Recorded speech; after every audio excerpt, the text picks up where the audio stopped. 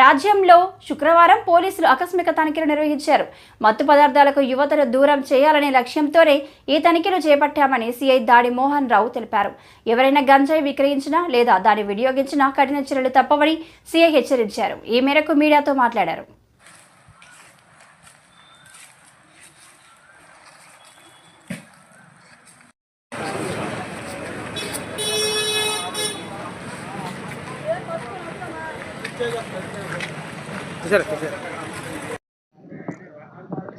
Rajam town inspector D Mohan Rao. మన రాజాం పట్టణ పరిసర ప్రాంతాల్లోని చాలామంది యువకులు కొన్ని మత్తు పదార్థాలు గంజాయి మరికొన్ని ఇతర మత్తు పదార్థాలకు అలవాటు పడి చాలా ఇబ్బందులు పడుతున్నారు. అదేవిధంగా మనం కొన్ని ఐడెంటిఫై చేసాము. మన పట్టణం అదే రూరల్ మండలంలో అవుట్స్కట్స్లో కొన్ని ఏరియాలు మనకి ఇన్ఫర్మేషన్ ఉంది. దాని మీద రైడ్లు చేస్తున్నాము. ఖచ్చితంగా ఎవరైనా ఎలాంటి తప్పుడు కార్యక్రమాలకు పాల్పడిన వాళ్ళు ఎవరైనా ఉంటే తస్మాత్ జాగ్రత్త.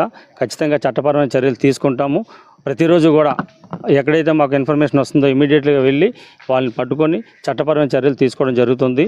అలాగే స్టూడెంట్స్ కూడా ఎవరైతే మీకు ఎవరైనా తెచ్చి అమ్మడం కానీ అలాంటి ఇన్ఫర్మేషన్ ఉన్నా సరే మీరు స్టూడెంట్స్ కావచ్చు లేదా గ్రామంలో ఉన్నటువంటి వ్యక్తులు కానీ ఎవరైనా సరే మాకు సమాచారం ఇచ్చినట్లయితే వాళ్ళ సమాచారం గోప్యంగా ఉంచుతాము.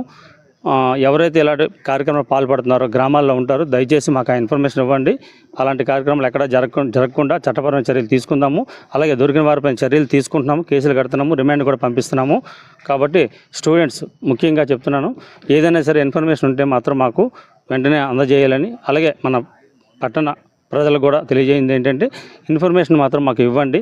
దయచేసి ఇస్తే చాలామంది కుటుంబాలు మనం కాపాడిన వాళ్ళు అవుతాము. అలాగే స్టూడెంట్స్ ఎవరైనా సరే ఇలాంటి దానికి అలవాటు పడి ఇబ్బంది పడుతున్నారంటే మాకు ఇన్ఫర్మేషన్ ఇవ్వండి. వాళ్ళకి పిలిచి కౌన్సిలింగ్ గట్రా చేయిస్తాము. మేము కానీ మా పై అధికారుల దృష్టిలో పెట్టి వాళ్ళకి కౌన్సిలింగ్ చేస్తాము. ప్రతిరోజు కూడా అన్ని పాయింట్లో కూడా రైడ్ చేయడం జరుగుతుంది. అలాగే ఇక్కడే కాకుండా పార్కుల్లో కానీ బస్ స్టాపుల్లో కానీ ఇంకా ఇతర బిజీ సెంటర్లో కానీ ఇలాంటి కార్యక్రమాన్ని సడన్గా తనిఖీ చేయడం జరుగుతుంది. కాబట్టి అందరూ కూడా మాకు సహకరించాలని చెప్పేసి అదేవిధంగా ఇన్ఫర్మేషన్ కూడా ఇవ్వాలని చెప్పేసి మా రాజాం టౌన్ పోలీస్ స్టేషన్ తరఫున తెలియజేస్తున్నాను. కాకినాడ పోర్టులో రేషన్ దందా చాలా జరిగిందని సోము వీర్రాజు తెలిపారు. మంత్రి నాదెండ్ల మనోహర్ అవినీతిని బయటపెట్టారన్నారు. జగన్ ప్రతిపక్షంలో బాధ్యతగా వ్యవహరించాలన్నారు. జగన్ అధికారంలో ఉన్నప్పుడు టీడీపీ కార్యాలయాన్ని ధ్వంసం చేశారని, అప్పుడు దాన్ని తాను ఖండించానన్నారు.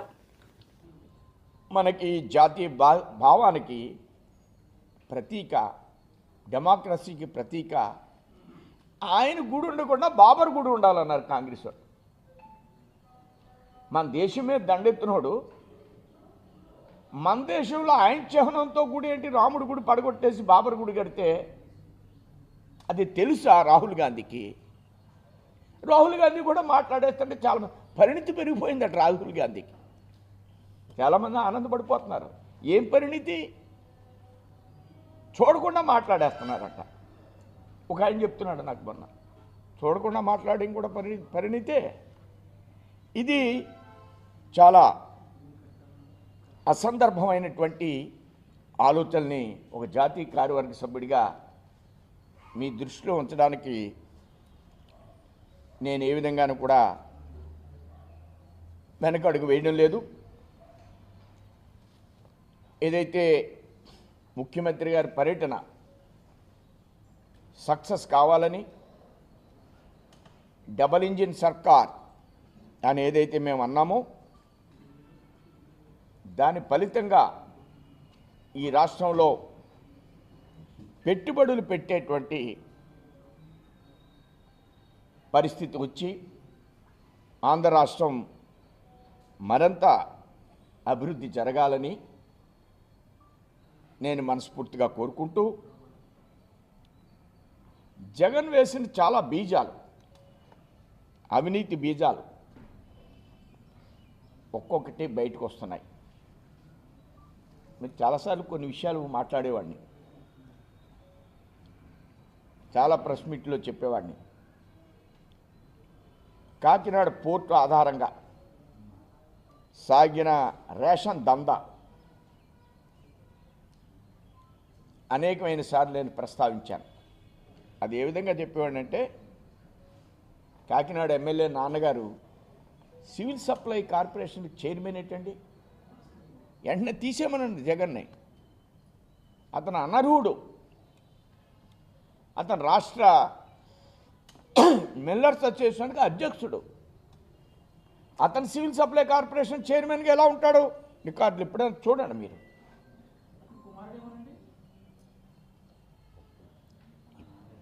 అప్పుడు ఆయన వేశారు, ఇప్పుడు రాజీనామా చేయాలి.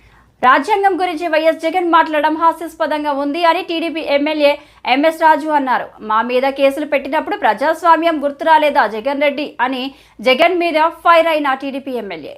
ఈరోజు నా సహచర శాసనసభ్యుడు జగన్మోహన్ రెడ్డి గారికి ప్రజాస్వామ్యం గుర్తుకు రావడం చాలా ఆనందపడాల్సినటువంటి సమయం.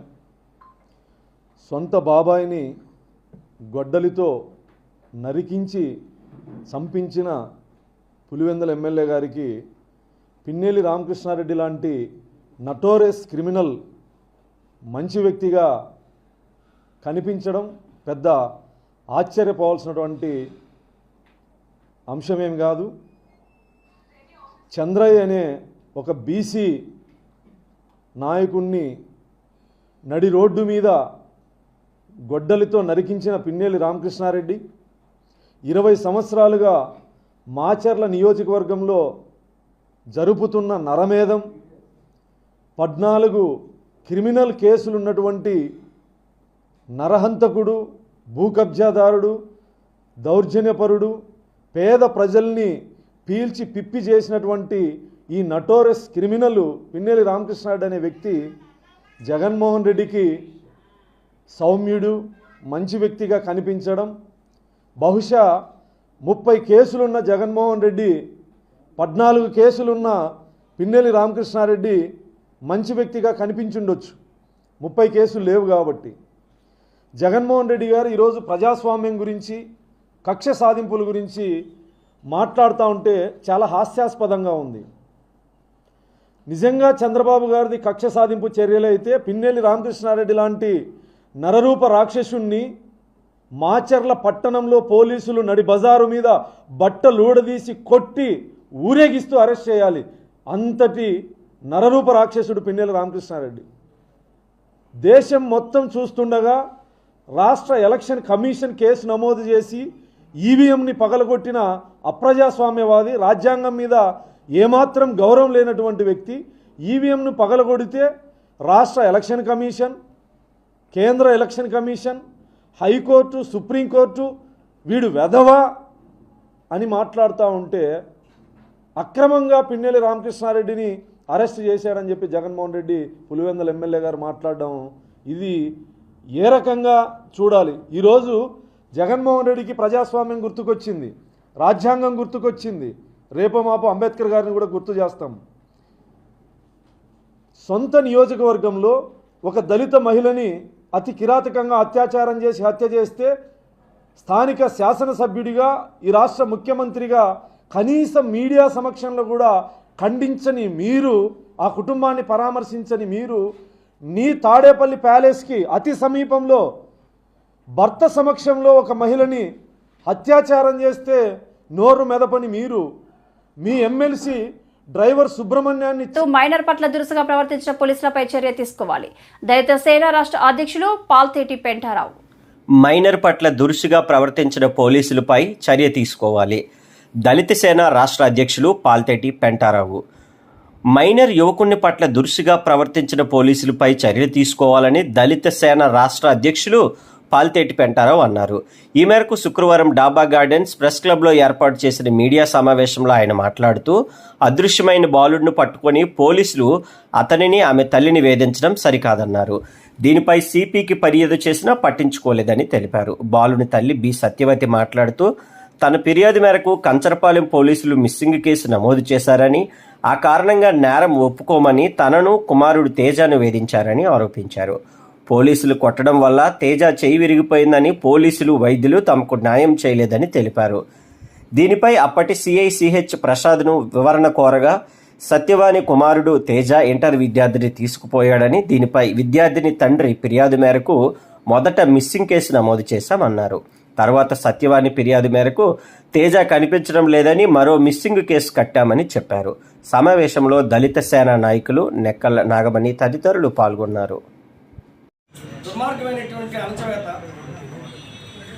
ఓకే, కోపం వచ్చింది, పిల్లడు అల్లరి చేశాడు కనుక ఒక లెఫ్ట్గా కొట్టి మందయించే వరకు మనకి అవకాశం తీసుకోవచ్చు. కానీ ఆ పిల్లవాడి యొక్క చెయ్యి విరిగిపోయేంత స్థాయికి, చెయ్యి విరిచేంత స్థాయికి 5th జోన్ పోలీసులు, ప్రధానంగా సిఐ ఆ దుర్మార్గమైనటువంటి పోలీసు గౌర్యాన్ని ప్రదర్శించిన తీరు ఇది ప్రజాస్వామ్యంలో సామాన్యుల ప్రజల పట్ల వారికి ఉన్నటువంటి వైఖరిని తెలియజేస్తూ ఉంది. నేరుగానే నివేదన చేశారు. మీకు ఏ సమస్య వచ్చినా నా ఫోన్ నెంబర్ ఇస్తున్నాను, ఆ ఫోన్లో మాట్లాడండి అని చెప్పి ప్రకటించినటువంటి కమిషనర్ ఆఫ్ పోలీస్ బక్సీ గారు మరి ఆ తల్లి వేదన పట్ల మరి వారికి విషయం అర్థం కాలేదో లేకపోతే అది సమస్య కాదని అనుకున్నారో తెలియదు. కానీ డాక్టర్స్ ఎమ్మెల్సీ కేసు అయినా కానీ ఆపరేషన్ అవసరం అని చెప్పి చెబుతూనే ఆపరేషన్ చేయకోకుండా పిల్లడికి వీరు కాదని వారు, వారు కాదని వీరు తిప్పుకుంటూ నేటికి 10 రోజులుగా ఆ పిల్లవాడు ఆరోగ్యంతో చెలగాటమైనటువంటి కేజీహెచ్ వైద్య సిబ్బంది యొక్క నిర్లక్ష్యాన్ని కూడా మరి ఉదాహరణతో పాటు చెప్పేదానికోసం నేను కూర్చున్నాను. మీకు అందరికీ గతంలో నేను తెలుసు, నేను బంగారు సచివాని దళితసేన ఆధ్వర్యంలోని మాలన్ మహానాడు ఆధ్వర్యంలోని చాలాసార్లు చాలా ప్రోగ్రామ్స్లోని సోషల్ యాక్టివిటీస్లో ఇక్కడ కూర్చున్నాను. ఆ విధంగా మీకు అందరికీ గత పరిచయం నాకు మీకు ఉంది. ఈరోజు నా సమస్య మీద కూర్చున్నానండి. సృష్టిలోని ప్రతి తల్లికి కూడా బిడ్డ అంటే చాలా ఉన్నతమైనది. అలాంటిది నా బిడ్డని ఈరోజు ఒకవైపు పోలీసులు, మరొక వైపు ఆసుపత్రి, ఇద్దరు కలిసి చాలా ఇబ్బంది పెడుతున్నారండి. ఇదే న్యాయమైన పోలీస్ స్టేషన్లో నేను ఎంతో మందిని కోచింగ్ చేసి హ్యూమన్ రైట్స్ కమిషన్లో కేసులు కూడా ఫైల్ చేసి కంచరపాలెం పోలీస్ స్టేషన్ అధికారుల మీద ఈరోజు నేను కేసులో నిలబడి ఉన్నానండి. కేసు రన్నింగ్లో ఉంది.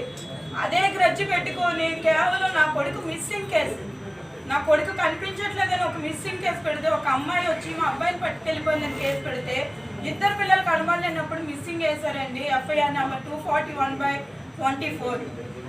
అందులో మిస్ అయిన పిల్లలు దొరకముందే దాని కిడ్నాప్ కేసు కింద మరో ఎఫ్ఐఆర్ ఫైల్ చేసి ఆ అబ్బాయి కిడ్నాప్ చేసినట్టు, ఆ అబ్బాయికి నేను ప్రోత్సహించినట్టు, ఎటువంటి ఆధారాలు లేకుండా నన్ను, నా కొడుకుని కిడ్నాపర్స్ అనేసి, ముద్దాయిలు అనేసి స్టేషన్లో బయలు తీసుకోమని, నేరం ఒప్పుకోమని, నన్ను బట్టలు లేకుండా సార్, ఈ బయట లేకుండా నన్ను వీడియోలు తీశారు. ఇవన్నీ సీసీ కెమెరాల్లోని రికార్డ్ అయ్యాయి అక్కడ పోలీస్ స్టేషన్లో. నేను ఒక గౌరవంగా ఈ రోజు వరకు స్టేషన్ ముందుకి ఒక సోషల్ వర్కర్గా మంచి సర్వీస్ ఇచ్చానండి. ఈరోజు నేను ఒక ఆడదాన్ని సిగ్గు విడుచుకొని మీడియా ముందుకి రోజు వచ్చాను అంటే నేను ఇంకెవరికి సర్వీస్ ఇవ్వగలనండి? నా ఆవేదన దయచేసి మీ మీడియా వాళ్ళ ముందు నేను పెట్టుకుంటున్నాను. నన్ను దయచేసి ఆడదానికి జరగకూడదు, ఇంకో తల్లికి జరగకూడదు అని నేను సామాన్యులు అలాగే ఇక్కడ కూర్చున్నాను. ఈరోజు అనేక సంఘాల్లో పనిచేస్తానండి. నేను 12 సంవత్సరాలు నా భర్తకు దూరంగా. జగన్మోహన్ రెడ్డిపై టీడీపీ రాష్ట్ర అధ్యక్షుడు పల్లా శ్రీనివాసరావు తీవ్ర స్థాయిలో విరుచుకుపడ్డారు. శుక్రవారం మీడియాతో మాట్లాడుతూ జైలుకు రాబోతున్నారు కాబట్టే ముందుగా చూసుకునేందుకు వచ్చారు టీడీపీ ఎమ్మెల్యే పల్లా శ్రీనివాస్. జగన్మోహన్ రెడ్డిపై టీడీపీ రాష్ట్ర అధ్యక్షుడు పల్లా శ్రీనివాసరావు తీవ్ర స్థాయిలో విరుచుకుపడ్డారు. శుక్రవారం మీడియాతో మాట్లాడుతూ లెవన్ రెడ్డి రాష్ట్రాన్ని దోచుకొని ఆర్థికంగా కుదేలు చేశారని మండిపడ్డారు. ఒక క్రిమినల్ రౌడీని పరామర్శించేందుకు 25 లక్షలు ఖర్చు పెట్టుకొని వచ్చారన్నారు. లెవన్ రెడ్డి త్వరలో జైలుకు వచ్చేందుకు ముందుగా చూసుకునేందుకు వచ్చారంటూ ఎద్దేవా చేశారు. చేయాల్సిన అరాచకాలన్నీ చేసి ఇప్పుడు వేదాలు వల్లిస్తున్నారంటూ ఆగ్రహం వ్యక్తం చేశారు. సీఎం చంద్రబాబు తమను జగన్ రెడ్డిలా దుర్మార్గాలు చేయవద్దని ఆదేశించారని తెలిపారు. జగన్ రెడ్డి ఆర్థిక ఉగ్రవాది కాబట్టి క్రిమినల్ రామకృష్ణారెడ్డికి మంచోడని సర్టిఫికెట్ ఇస్తున్నారన్నారు. జగన్ ఎన్ని జన్మలెత్తినా మళ్లీ అధికారంలోకి రాలేరని స్పష్టం చేశారు. ఈవీఎం పగలగొట్టినట్టు జగన్ ఒప్పుకున్నాడు కాబట్టి ఎన్నికల సంఘం సుమోటోగా జగన్పై కేసు నమోదు చేయాలని పల్లా డిమాండ్ చేశారు. దౌర్జన్యం చేసినటువంటి వ్యక్తిని వెళ్ళి మీరు పరామర్శిస్తున్నారంటే మీరు ప్రజలకు ఎటువంటి మెసేజ్ పాస్ చేస్తున్నారో ఒకసారి సమాధానం చెప్పాల్సినటువంటి అవసరం ఉంది. ఎందుకంటే ఒక పార్టీ ఉందంటే ఆ పార్టీ ఆదర్శంగా ఉండాల్సినటువంటి అవసరం ఉంది. ఆ పార్టీ అధ్యక్షులు కూడా ప్రజల యొక్క ఆలోచనలకు అనుగుణంగా వెళ్ళాల్సినటువంటి అవసరం ఉంది. ముఖ్యంగా వాళ్ళు వేసే ప్రతి అడుగు కూడా ప్రజలు గమనిస్తూ ఉంటారు. కానీ ఈరోజు జగన్మోహన్ రెడ్డి గారు ఆయనకున్నటువంటి నేర చరిత్రని మరొకసారి నిరూపించుకుంటూ ఒక నేరస్తుడిని వెళ్ళి పరామర్శించడం చాలా సిగ్గుచేటని చెప్పి ఈ సందర్భంగా తెలియజేస్తున్నాం. ఎందుకంటే నేను తెలుగుదేశం పార్టీ రాష్ట్ర అధ్యక్షుడిగా మాట్లాడుతున్నటువంటి మాటలు ఇవి. ఏ నాయకుడైనా సరే ఆదర్శంగా ఉండాలి, ప్రజలకు ఒక మెసేజ్ పాస్ చేయాలి, ఒక నమ్మకం చేకూర్చుకోవాల్సినటువంటి అవసరం ఉంది. కానీ ఈరోజు ఒక క్రిమినల్ని పరామర్శించడం చాలా దురదృష్టకరం అని చెప్పేసి ఈ సందర్భంగా నేను తెలియజేస్తూ, అలాగే ఇప్పటికైనా సరే ఒక పద్ధతిగా వెళ్ళాల్సినటువంటి అవసరం ఉంది. నాయకులంటే, రాజకీయ నాయకులంటే ఈరోజు సమాజంలో కొంత వ్యతిరేక భావం ప్రజల్లో ఉంది. ఎందుకంటే వీళ్ళు చెప్పేది ఒకటి, చేసేది ఒకటని. ఎందుకంటే ఈరోజు జగన్మోహన్ రెడ్డి గారు చేసేటువంటి తీరు, మాకు ఆయన వెళ్ళేటువంటి తీరుని చూసిన తర్వాత నిజంగా ఎప్పటికీ కూడా ఈ వ్యక్తి మారడు, వీళ్ళు మళ్ళీ ప్రజలే బుద్ధి చెప్తారని చెప్పేసి ఈ సందర్భంగా తెలియజేస్తున్నాం. అయితే ఈరోజు ఆయన ఇంకో మాట కూడా అన్నారు, తెలుగుదేశం పార్టీ కేవలం వాళ్ళు ఇచ్చినటువంటి ఏదైతే హామీలు ఉన్నాయో హామీలతోనే గెలిచారు, మోసపూర్తికంగా వీళ్ళు మాట్లాడి గెలిచారని చెప్పేసి మేము ఈ సందర్భంగా తెలియజేస్తున్నాం. గడిచిన 5 సంవత్సరాలుగా జగన్మోహన్ రెడ్డి గారిని ఏ విధంగా ఈ రాష్ట్ర ప్రజానికాన్ని మోసం చేశారో అన్న సంగతి మీకు ఒక్కసారి నేను వివరిస్తాను. ముఖ్యంగా పేదలకు అందుబాటు లేనటువంటి ధరలు ఎక్కడున్నాయండి? ధరలు ఆకాశానికి అంటుకున్నటువంటి ధరలు, నిత్యావసర వస్తువులు ఎక్కడ కూడా సామాన్యుడు కొనలేనటువంటి పరిస్థితి గత 5 సంవత్సరాలుగా ఉంది. ఇదే కాకుండా విషపూరితమైన, అంటే పేదవాడి యొక్క బలహీనతను ఆసరాగా చేసుకొని నాణ్యత లేనటువంటి మందు అమ్మి సుమారు 35 లక్షల మంది అనారోగ్యం పాలైనటువంటి మద్యం అమ్మి రాష్ట్రంలో నిజంగా చాలామందికి ఇబ్బందికి పెట్టినటువంటి పరిస్థితి. కేవలం ధనదాహం, పేదవాడి యొక్క బలహీనతను ఆసరాగా చేసుకొని ఇంతకంటే కావాల్సింది ఏమైనా ఉందా మీరు చేసినటువంటి మోసం అని చెప్పి ఈ సందర్భంగా అడుగుతున్నాం. ఇదే కాకుండా యువతకి మేము క్రమం తప్పకుండా జాబ్ క్యాలెండర్ తీస్తానని చెప్పేసి ఎన్ని తీశారండి? అసలు జాబ్ క్యాలెండర్ అన్నారు, ఏముందా? ఏమైనా చేశారా? ఇదే కాకుండా ఉద్యోగస్తులందరినీ కూడా రివర్స్ పిఆర్సీ అని చెప్పేసి వాళ్ళని మోసం చేసినటువంటి తీరు, ఉద్యోగస్తులను మోసం చేసినటువంటి తీరు. ఇదే కాకుండా డ్వాక్రా మహిళా రుణమాఫీ వాళ్ళకి ఎవరైతే అనుకూలంగా ఉన్నారో వారికి ఇచ్చి మిగతా వాళ్ళందరినీ కూడా ఇబ్బంది పెట్టినటువంటి పరిస్థితి. ఇదే కాకుండా మరి ఎస్సీ ఎస్టీ మైనారిటీ. ఇంత అవగాహన రాహిత్యుడవిని ఎలా ముఖ్యమంత్రి అయ్యావు జగన్ రెడ్డి అని టీడీపీ నేత వర్ల రామయ్య ప్రశ్నించారు. ఈ మేరకు ఈరోజు టీడీపీ పార్టీ కార్యాలయంలో మీడియాతో మాట్లాడారు. ఒక క్రిమినల్ రౌడీలని పరామర్శించేందుకు 25 లక్షల రూపాయలు ఖర్చు పెట్టుకొని వచ్చారన్నారు. క్విడ్ ప్రోకో ద్వారా ప్రజాధనాన్ని కొల్లగొట్టాడని చెప్పి సిబిఐ అతని మీద ఛార్జ్షీట్ వేసింది. అందుకనే మామూలు ముఖ్యమంత్రి కాదు అతను. ఎన్ఫోర్స్మెంట్ డైరెక్టరేట్ కూడా 5-6 ఛార్జ్షీట్లు వేసింది అతని మీద. మనీ లాండరింగ్ చేశాడని, దేశ విదేశాల్లో మనీ లాండరింగ్ చేశాడు, ఈజ్ అన్ అక్యూజ్డ్ అని చెప్పి ఎన్ఫోర్స్మెంట్ డైరెక్టరేట్ కూడా ఇతని మీద 5-6 ఛార్జ్షీట్లు వేసింది. అంతటి ఘనాపాటి జగన్మోహన్ రెడ్డి గారు 5 ఏళ్ళు ఈ రాష్ట్రానికి ముఖ్యమంత్రిగా పనిచేశారు. అది అదృష్టమో దురదృష్టమో అందులోకి నేను వెళ్ళటం లేదు. నిన్న ఆయన ఒక రిమాండ్ ఖైదీని పలకరించటం కోసం, ఆయనకు అత్యంత సన్నిహితుడట అతను, గతంలో మాచర్లకు 3-4 దఫాలుగా ఎమ్మెల్యేగా పనిచేశాడట, ఆయన్ని పలకరించడానికి నెల్లూరు జైలుకి వెళ్ళి ఆయన్ని పలకరించి 1-to-1 ఆయనే అంటే అటు రిమాండ్ ఖైదీగా ఉన్న వ్యక్తి, గతంలో ముఖ్యమంత్రిగా పనిచేసి ఎన్నో కేసులు ఛార్జ్షీట్లు ఎదుర్కొంటున్న వ్యక్తి ఈయన జగన్మోహన్ రెడ్డి గారు. వీళ్ళిద్దరు కూడా మిలాఖత్ అయినారు. అక్కడ కలిసి యోగక్షేమాలు మాట్లాడుకున్నారు ఇద్దరు ముద్దాయిలు.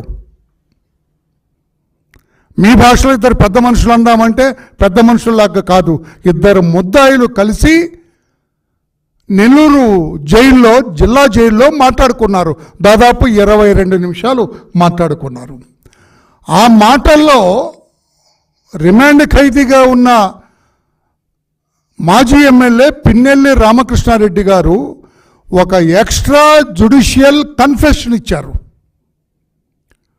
కోర్టులో మ్యాజిస్ట్రేట్ ముందు తాను చేసిన నేరం గురించి చెబితే అది జ్యుడిషియల్ కన్ఫెషన్. కోర్టులో కాకుండా బయట తాను చేసిన నేరం గురించి చెబితే that is called extra judicial confession. ఆయన పిన్నెల్లి రామకృష్ణారెడ్డి అనే ఒక ముద్దాయి, రిమాండ్ ఖైదీ, ఎన్నో కేసులు ముద్దాయిగా ఎదుర్కొంటున్న జగన్మోహన్ రెడ్డి గారికి తాను చేసిన నేరం గురించి చెప్పాడు. అక్కడ నా కోపం వచ్చింది. ఈవీఎం తీసుకొని నేలకేసి బద్దలు కొట్టానని చెప్పి ఆయన అడ్మిట్ చేశాడు.